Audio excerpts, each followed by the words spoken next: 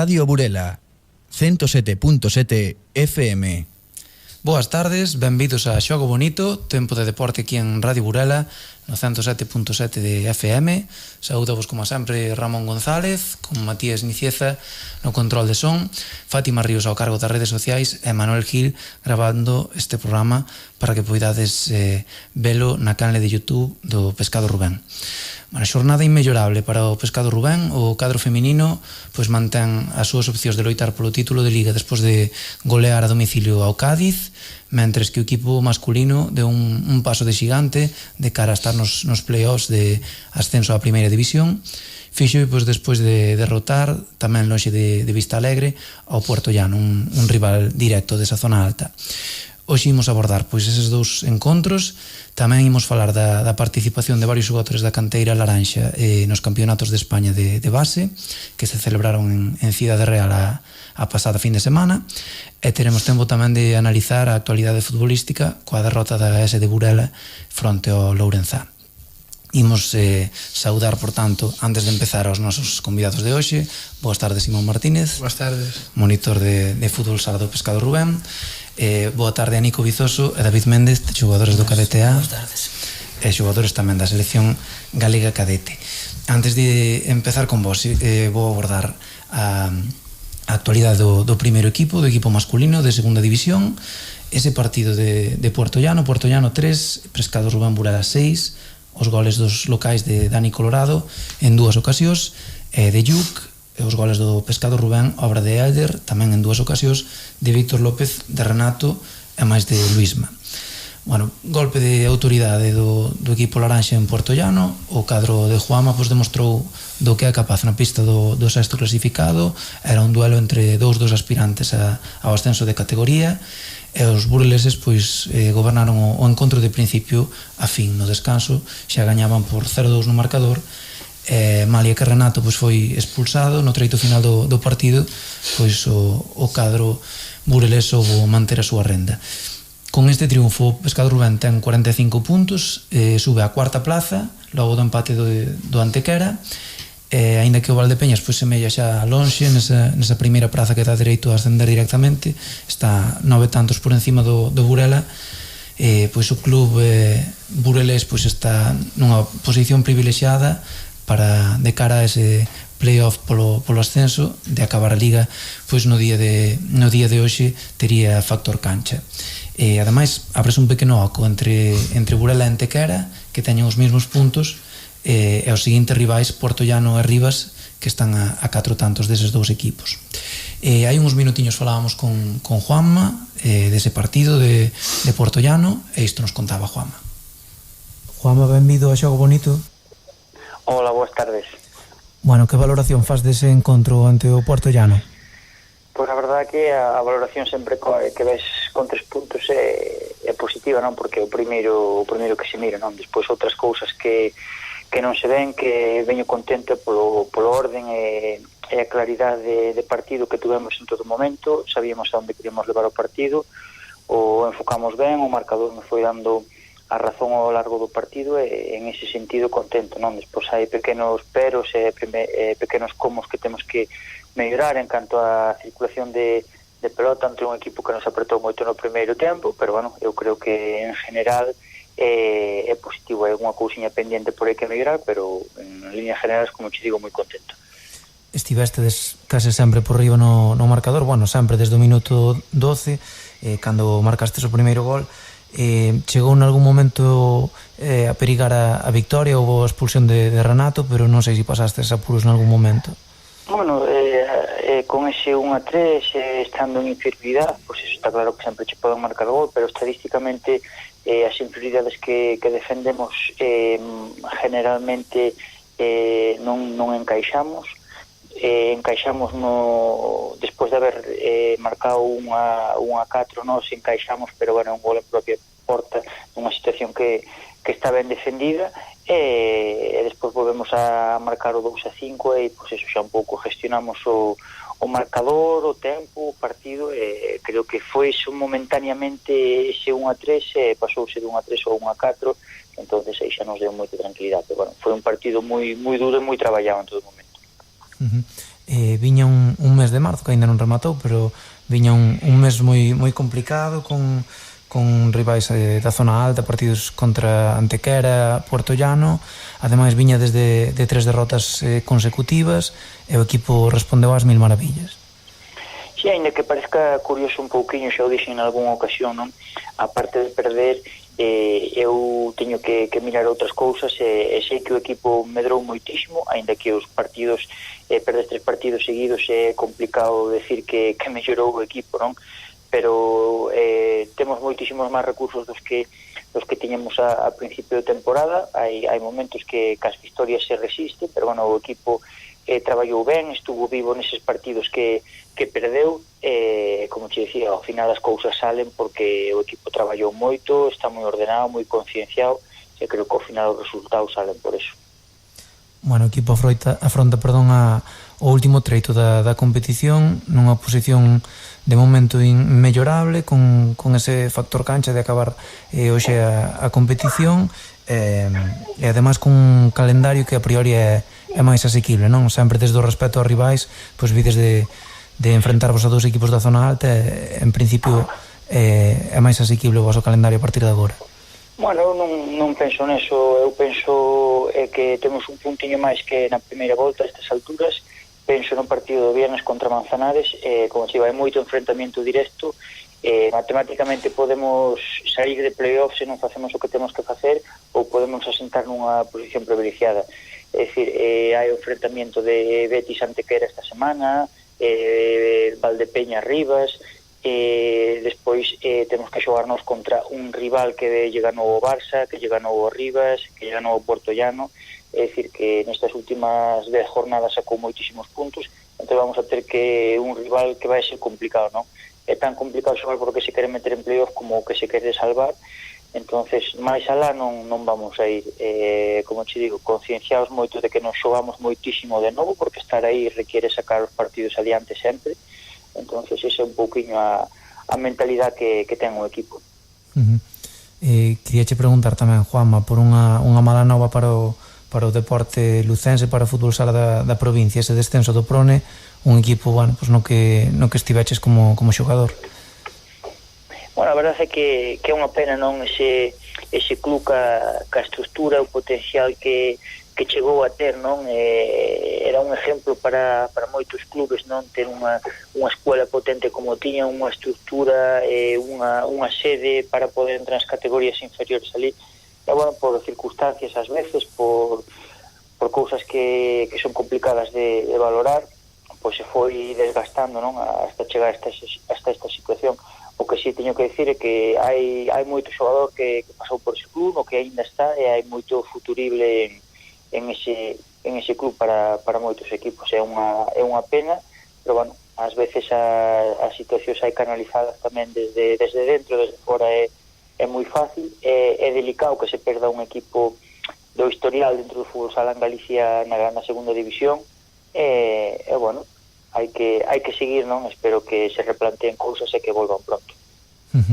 Por último, Juanma, imos ter con nós a 2 xogadores da canteira que foron ca selección galega este pasado fin de semana, Nico Vizoso e David Méndez. Que lles aconsellas a estes rapaces da canteira para estirar a súa carreira no fútbol sala?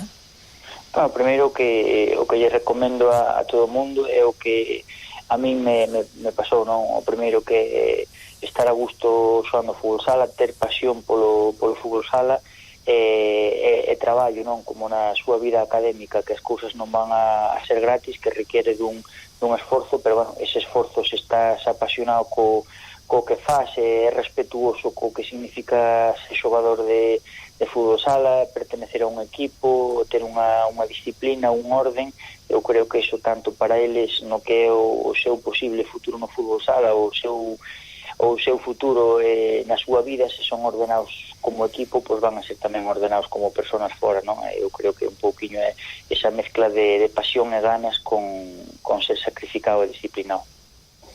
Juanma, moitas gracias por estar con nós en Xogo Bonito e a seguir nesa boa liña. Vale, pois nada, moitísimas gracias a vos e unha aperta moi forte. pois despois de abordar con Juanma pois a actualidade do equipo masculino, agora si vamos falar cos nosos tres convidados de hoxe. Bueno, bo papel da delegación galega nos campeonatos de España de base da Confederación Nacional de Fútbol Sala. Mesmo resultado, curiosamente, para os 4 equipos participantes: benxamíns, alevíns, infantís e cadetes. Acabaron o torneo na mesma posición, na segunda praza, nas súas respectivas categorías.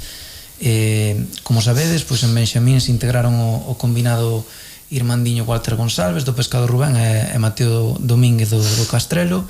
Fernando Llanes xogou co equipo galego infantil, e en cadetes pois a chega do conxunto laranxa foi de 4 xogadores: Nico Vizoso, David Méndez, Jorge Quelle e Gustavo Enrique. Jorge Quelle e Gustavo Enrique estiveron con nós o pasado xoves. Hoxe temos con nós a Nico Vizoso e a David Méndez, e temos tamén o adestrador da base, o monitor de fútbol sala, Simón Martínez.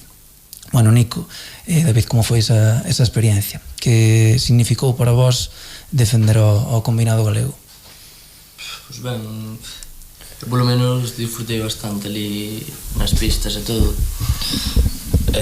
Estou bastante ben, foi-nos ben, pero na final, independientemente do resultado, pois disfrutamos da experiencia, ainda que non puidéramos gañar, e os anteriores partidos que foron moi bons. Esperabades a chamada do seleccionador, xa acudirades a adestramentos? Home, entre nos fomos a bastantes. Dos, máis ou menos, xa cerrou a convocatoria no terceiro entreno, entonces fácil. Bueno, falaba desde que vos quedou un pouco a espiña por non ganar. Imos falar dos partidos 1-1. Ese primeiro partido foi un 2-5 contra Castela Mancha, que era o equipo anfitrión. Como foi ese encontro? Pois un partido moi difícil hasta o descanso. Tivemos moitas ocasións e resolveuse nos últimos 5 minutos con 2 ou 3 goles nosos. Había moito ambiente, ou digo, por ser equipo anfitrión? Sí, había moito ambiente por parte deles. Bastante. Bueno, o segundo partido como foi? Contra quen foi o rival e como quedaste? O segundo foi contra Valencia. Ese sí que foi fácil. Un partido máis holgado, non? Aunque pensamos que iban ter bastante no calentamiento, pero depois nada. Disputábase o torneo así en formato liguilla, con 3 partidos todos contra todos logo, e o último partido chegada xusto os 2 equipos que tiña das opcións, non? Foi como se fora a final. Contra Andalucía. Como foi? Contadme. A primeira parte dominaron a eles, ainda que tivemos ocasións. Fomos ao descanso 2-0, ao inicio da segunda parte métenos o terceiro e xa salimos con protege xogador.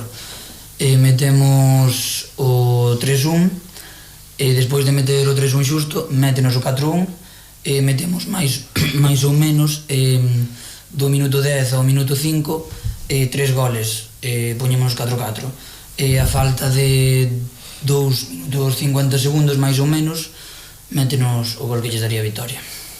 Sei que un carrusel aí no marcador, non? Moitas alternativas. Que vos faltou para gañar? Que credes? Metelas. Tivestes ocasións, sí, claro, que eles chegaban, eles que tuveron meternos, Sí, ao mellor tiraron 5 tiros a porta claros e meteron os 5. Porque se caracterizaban un pouco eles como equipo? Pola pegada. Había un ou dous que tiñan bastante, un por un. Falabades tamén fora de micro que eran físicamente moi potentes. Sí. Moito máis que nós. E os árbitros estaban todo. Fueron un poquinho, arrimaron un poquinho por os lados. Bueno, pois que tal foi a nivel individual? Que me contades a nivel individual? Tivestes minutos, marcastes goles? Como foi? Sí, eu de 2 minutos non dio queixa. E goles metín un. Como foi? Contra Valencia. Non sei, foi un disparo de fora da área. No teu caso? 2 minutos tampouco me queixo, pois o gol, tamén marquei un gol e foi contra Valencia, un partido fácil, e marcamos todos ese partido. Bueno, Simón, vou involucrar a Simón. Que significa para a base do club ter tantos xogadores? no cadete foron 4, foron 6 en total. Supoño que no cadete ningún outro club levaría máis xogadores que vos. Que significa levar tanta xente para a base do Burela? Pois ao fin e ao cabo é cumprir un objetivo, porque o que queremos dentro da base é formalos, pero ao fin e ao cabo que se recompensen non tan só títulos para o equipo, senón que eles mesmos poidan acudir á chamada das seleccións e poidan seguir formándose cos mellores xogadores de Galicia neste caso, e nos campeonatos que poidan aprender da competición, que é onde máis se aprende ao fin e ao cabo. Convives habitualmente con estes xogadores nos adestramentos. Sí. Que nos podes dicir deles? A nivel futbolístico, a nivel personal? Son bons rapaces, teñen os seus menos, teñen coas súas bromas entre todos, levámonos ben, individualmente son moi aplicados todos, non soben faltar os entrenamientos, e gustalle ser competitivos en todos eles, o que fai que melloren día a día, a verdade. Estás en unha moi boa temporada para a base do Burela, o xuvenil está arriba, o cadete do que despois falaremos tamén está arriba, o xuvenil B tamén, Nito Internacional, moitas vese o fruto do traballo. É o fruto do traballo, da constancia de traballar día a día, e non só mirar por un xogador ou dous, é a base de constancia equipo a equipo, e demostrase coa chamada dos cadetes, xuvenis, e a consecución de Nito é fruto para que todos eles vexen como un reflexo e poden chegar como a él. No vosso caso, cando empezastes a xogar ao fútbol sala, como foi un pouco que vos enganchou este deporte? Eu empecé aos 6 ou 5 anos. Desde moi pequeniño xa viche que era o teu? E no teu caso? 5, nas primeiras categorías en Benjamín. Eu primeiro xogaba fútbol sala, fútbol campo. E despois decidiche? Depois pasei a fútbol e depois viña a fútbol sala. É que te levou logo un poquinho a fútbol sala, que foi o que te decideu por el?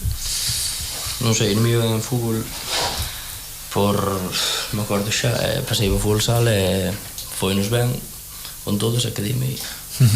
En que posición soledes xogar? Eu ala ou peche. Eu, aunque na selección xoguei de cierre, o Burela só xogar de pivot. Cales son, bueno, de cierre a pivot son a priori posicións moi diferentes, non? Sí. Podemos dicir logo que é unha polivalencia, logo unha virtude daqui do teu compañeiro.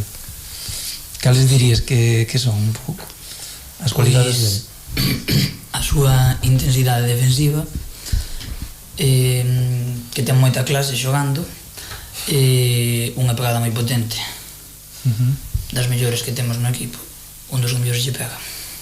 E no teu caso, que nos dirías por aquí do compañeiro? Bastante calidade, bon pase, boa defensa, todo, ataque, ben. Bueno, teño moitas cualidades, dinos tú algún defecto a mellorar o que defectos poucos teñen, bueno, como a casi todos os rapaces hai días que lles gusta traballar menos ou outras cousas, sería un defecto a mellorar, sabes, en ser máis constante no traballo día a día, por dicir algo.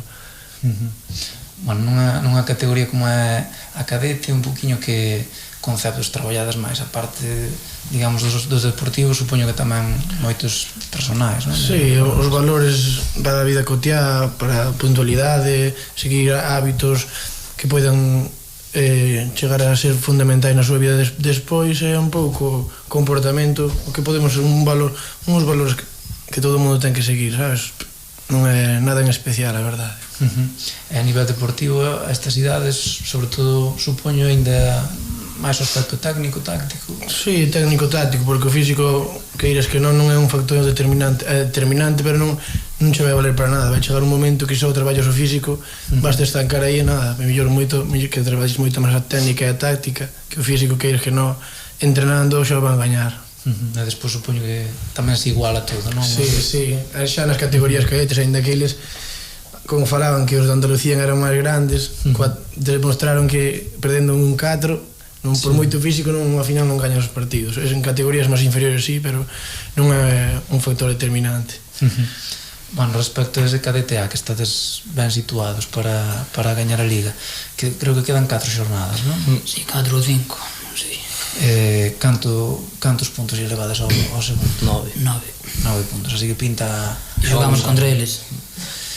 Xogades contra eles ou despois a volta de Semana Santa? O luns. Bueno, así que vos xogades un poquinho todo. Como afrontades ese partido? Moi fuertes. Xogámonos a Liga, eu penso. Claro. Porque van segundos, lo perdimos 2-0.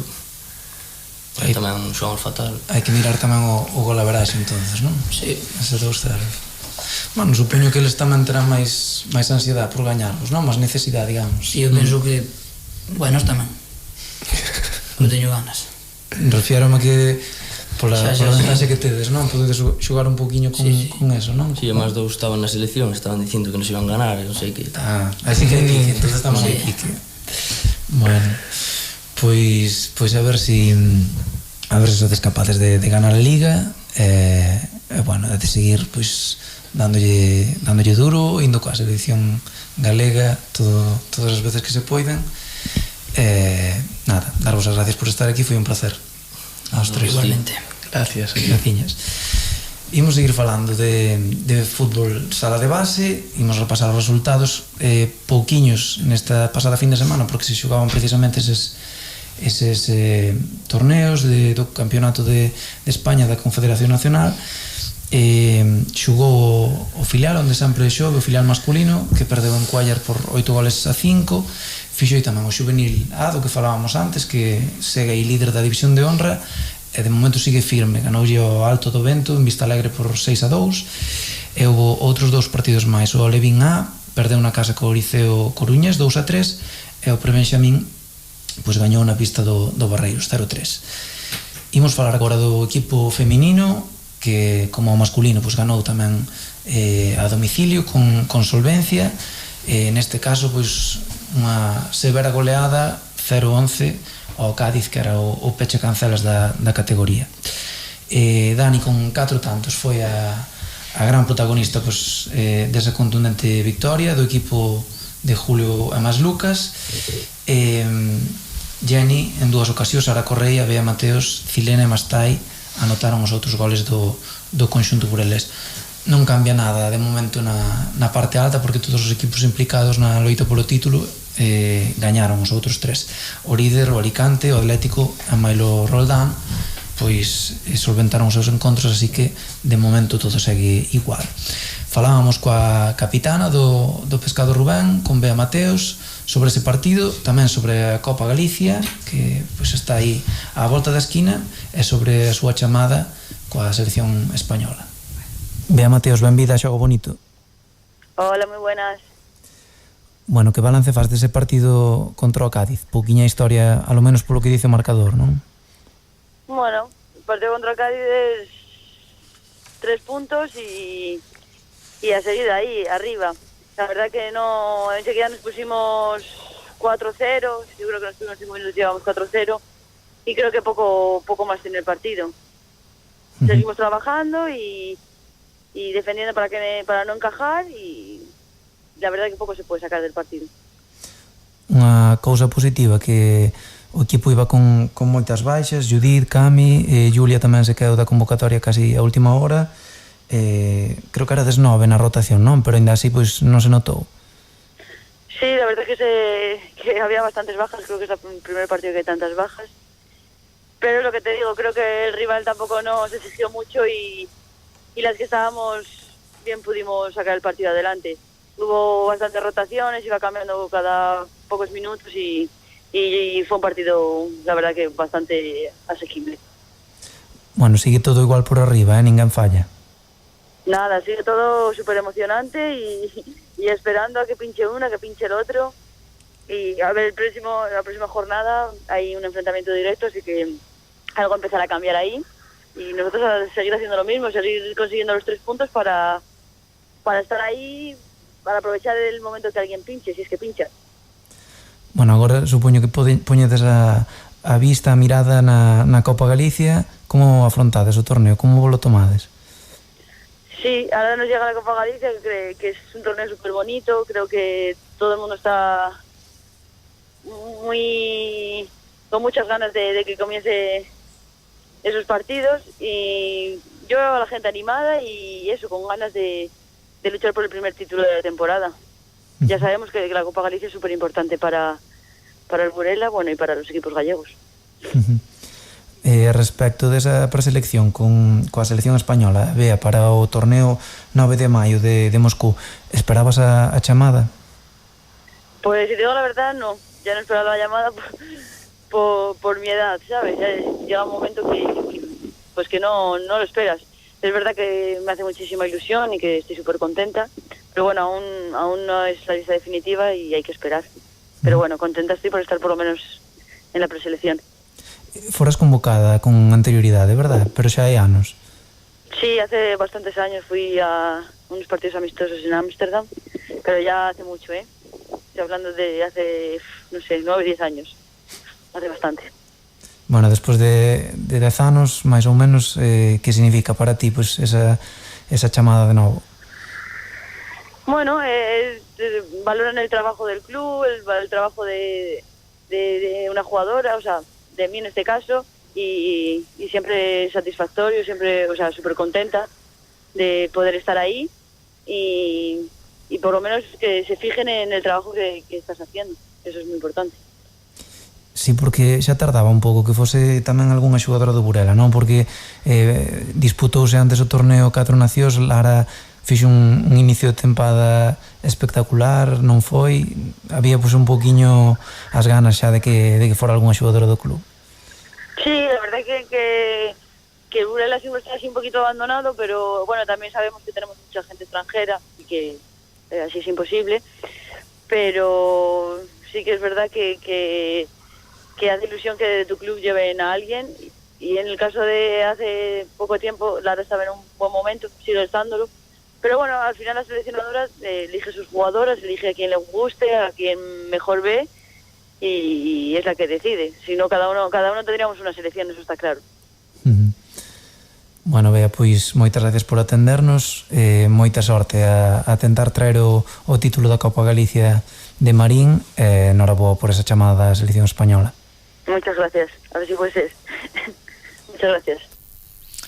Pois despois da Liga toca mirar ao Pescador Rubén femenino a Copa Galicia. Como sabedes, o vindeiro sábado o cadro laranxa vai competir no trofeo autonómico, vai se medir na primeira semifinal a Ourense en Vialia, será ás 5:30. O club pois está a organizar unha viaxe para apoiar as guerreiras. Se tedes interés en asistir ao encontro, podedes anotarvos na sede do club, xa sabedes, no 97 de Arcadio Pardiñas. O custo por persona é de 15 euros. É o prazo para anotarse a esa viaxe, que hai posibilidade pois, de prorrogar no caso de chegar o equipo femenino á final. Pois o prazo, como dicía, acabase o mércores ás 5 da tarde. Imos falar agora de fútbol. Imos comezar cos resultados da base do Porto de Burela e despois falaremos con Abeleijo para analizar a actualidade da ese de Burela.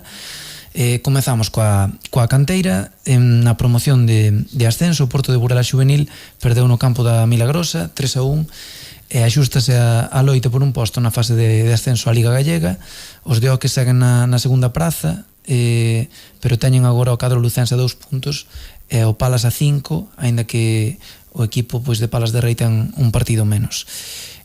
Parece xa bastante lonxe o líder do grupo, a Residencia, que suma 27 tantos. Pola súa banda, o equipo infantil xoga esta tarde o partido aprazado co Milagrosa B. Xóganse moitos os de Javi Ruiz, que visitan un rival pois, que ten 5 puntos de renda sobre os bureleses, así que teñen unha boa oportunidade para reducir esa vantaxe. En Benxamíns, o Porto de Burela a Lúa foi adiado, ao igual que o partido pois, tamén entre os mesmos rivais en Prebenxamíns. Eses dous partidos van ser o 6 de abril. Nas previas da Copa Deputación, o Cadete perdeu en Lourenzá 2-1. En Alevíns, pois victoria para o Porto de Burela 5-0 contra o Sarrianá e derrota para o Porto de Burela B 5-3 na Piringalla, en Lugo. En Benxamíns, adiado polo temporal o partido do Benxamín B en Ribadeo, e en Prebenxamíns o Porto de Burela B perdeu no campo da Milagrosa. Imos falar agora da segunda autonómica, dese S de Burela 3, Lourenza 5, os goles do equipo verde, obra de Jairo os 3, os goles do Lourenza, obra de Manu, en 3 ocasións, tamén marcou un hat-trick, Moncho en 2 ocasións. A derrota do equipo verde comprime moito a zona alta da segunda autonómica. Aparecen 4 equipos con posibilidades de ascenso.